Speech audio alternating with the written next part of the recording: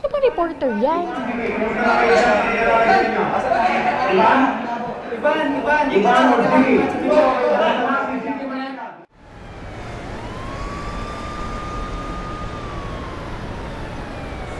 Magandang kinabukasan ng kanilang pamilya, kaya tiniis nilang mawalay sa mahal sa buhay at magtrabaho sa ibang bansa. Sa kasamang palad, Marnie, dito ka sa news monitoring team, ha? May Iraq war ngayon, kaya busy-busyhan lahat. Baguhan ka pa sa team, pero Reuters News reports lahat ng imamonitor mo. Dito naman sa maliit na TV na to, may kita mo ang GMA News reporter na si Jiggy. Nasa Iraq din siya ngayon. At mahigit 30,000 OFW. Congrats sa coverage mo sa Iraq, ha? Salamat, ha? Thank you. Astig. Astig. Astig. Guys, salamat, ha? Salamat. Pagpasok ko newsroom, nakita ko siya, parang nagsusulat or may ginagawa, nagtatype yata. Tapos umupo ako dun sa, nakaharap sa kanya, pero kunyari nagbabasa akong dyaryo. Tapos may katabi akong isang editor na friend ko, sinisiko ko siya. Sabi ko, sino ba yan? Sino ba yan? Sino yan? Sino yan? Pag namanikan. Nung nakita ko siya, syempre physical agad, maganda. Si Marnie yan. Actually, bago siya sa news desk. Kilala mo naman ako. Becky. Cute pala yun si Jiggy Manika na. Naman, 30 lang ng peg. Yung first impression ko, parang, syempre, coming from the war na talagang bakbakan, di ba? Sugod lang na sugod, gano'n. Nung nakita ko siya in person, parang ang bait. Tas rugged, madumi, gano'n. Parang Iraq na Iraq ang dating. War na war. Miss Marnie! Miss Marnie! Yes? Ay, Jiggy! Jiggy! Si Miss Marnie nga pala, bago natin sa news desk. Miss Marnie, si Jiggy, reporter natin.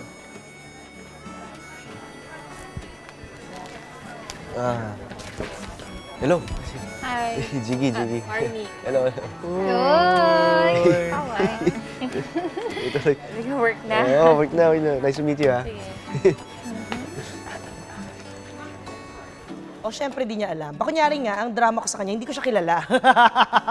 Di ba? Hindi ka kasi sino ka ba? Pero kilala ko siya. Yun ang peg ko nung time na yun. Wagas ang kwento ng ating pag-ibig. Di mo akalain sa ganito aabutin. Wagas, kailanman ay di magbabago.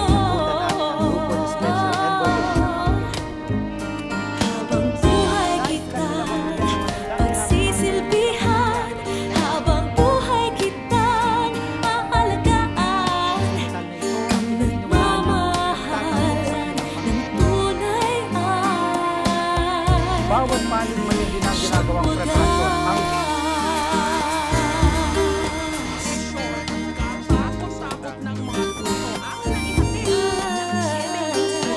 ang matutuloy ang mga pamumukan.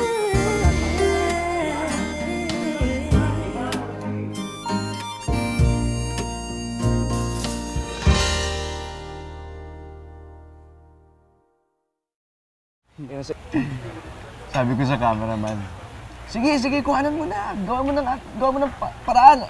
Angguluhan mo. Basta makuha mo yun. Oo, kinakabahan talaga ako. Kahit na nag-monitor lang sa newsroom, talagang nakakatakot. Successful naman yung report ko eh. Kaya lahat ng hirap na nangyari sa akin, sabi ko worth it naman. Alam mo, maraming nagtatanong sa akin kung kailan tayo magpapakasal. Ang problem ko, parang hindi ko mabuo yung desisyon eh. Parang may something na kaya ko nang magpakasal, pero bakit yung feeling ko, ayoko pa. Parang gusto ko na, pero ayoko pa. Yun eh. So, ang hirap balanse nung pakiramdam ko nung time na yon. So, parang baka feeling ko, hindi siya meant eh. So, hindi ko rin siya minadali. Makakasama ka pa ba sa gimmick ng tropa? Bakit kailangan mo pa kasing umuwi ng maaga? So I was dating someone it was almost 2 years na kami, no? So, it was serious, but my parents never really was for the relationship. So, I had a difficult time going out, enjoying parang his company because I had a curfew.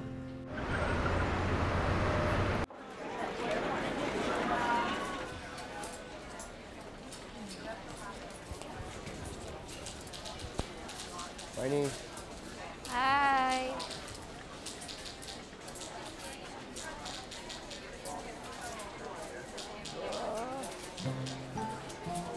Having fans, ha? Bulak-bulak pa. Wala yan. Galing yan sa mga, baka sakali. Eh, sinabi ko na nga may boyfriend ako, hindi pa dala pa rin. May alay ka dito. Puro sosyal, ha? Grabe. Alay talaga, ah. Oo. Kuha na ng kandila, eh. Kandila? Grabe, Kasi di pwede, baka. Naku, yung mga imported na chocolate na yan, wala sa akin yan. Kasi yung favorite ko, ito, yung chocnut. Talaga? Chocnut, oo. Talaga? Ayos, ha? O, gusto mo ka chocnut? Okay, bigay mo. Kaya naman sa'yo, baka gusto mo lang eh. Bigay mo na, eh. Noong time na yon, medyo, nung mas payat pa ako, hindi ko naman sabing marami, pero meron din mga nanliligaw na reporters, meron din yung mga, basta yung taga-news. So, yung mga yon, syempre may mga regalong mga catered food or may mga ganyan. Si Jiggy simple lang. Hindi ko alam na nanliligaw siya, wala ngang ganong face eh. Parang kinaibigan lang niya ako, tapos binibigyan niya ako ng chocnut. Okay. Thank you.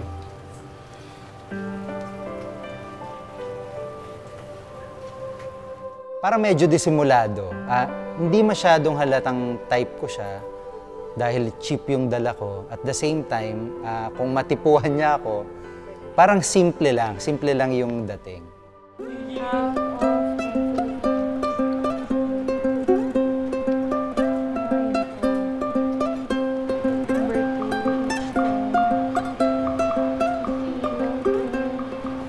Barney.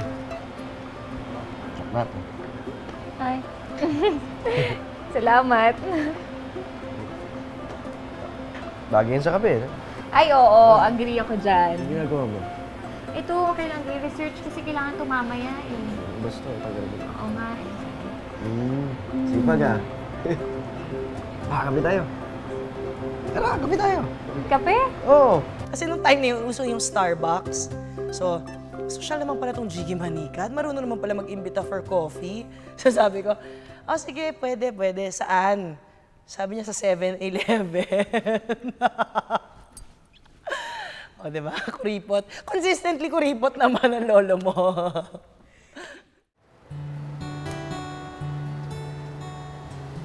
Kaya mo ba dala yan? Ito? Ah. Oh, cute no, pag-girl.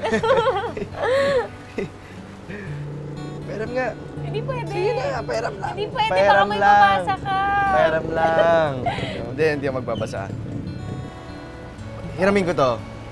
Basta Tapos? dito natin susulat lahat ng thoughts natin. Sa isip natin sulat. Naku naman. Nakakatanggal to ng stress. Balik ko sa'yo bukas, ha? Susulat lang ako. Sige na, para na ako makakatanggi sa'yo.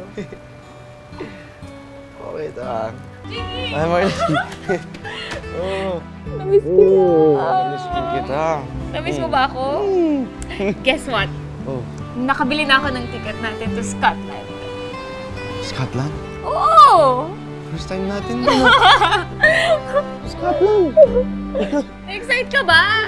Talaga bang na-excite ka? Ba't parang hindi? Nagulat ako. Scotland! Ganon, Scotland! Ikaw nga! Scotland! Doon mo ba makikita si Scotland Yard? Kailangan English person tayo magsalita. Oo. Nung time na yon, I acted as, nag-produce ako noon eh, no? As camera. nag-camera rin ako for him. Ay, ganda daw ng shooting natin kanina. Alam mo, okay pala yung partnership natin eh. Alam mo, dapat ko lagi director. Derek ka dyan. Pinainit mo yung ulo ko. Hindi mo lang tayo nakapag-Scotland. Isa tayo. Alam mo, nakalis na ako eh. Huwag ka na mainis. Alam mo, ikaw, alam mo kasi na hindi ako maiinis sa'yo eh. Siyempre, hindi naman ako magagalit sa'yo ng matagal. Basta, lagi mong tatandaan na pag may gusto kang gawin, nandun yung support ako. Tulungan kita. Alam ko naman yun.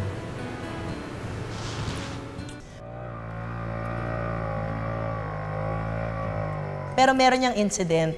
Newly married kami, hindi ko makakalimutan to. Bagong kasal, July. July. August, nawawala siya for more than 24 hours, no? Nawawala siya for more than 24 hours. Marnie, relax ka lang ha.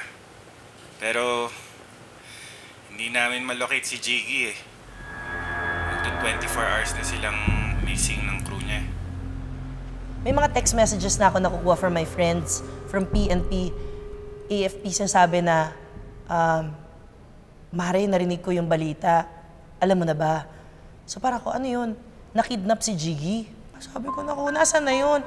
Sumiyak na ako.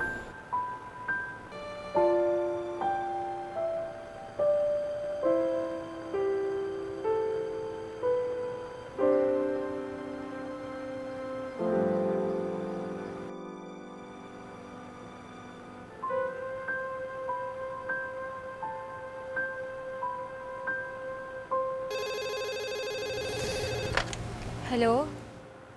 Hello, Marnie. Buksan mo ang radyo. Nagre-report ang asawa mo. Sige po, sige po. Punta tayo ng crossfire ngayon.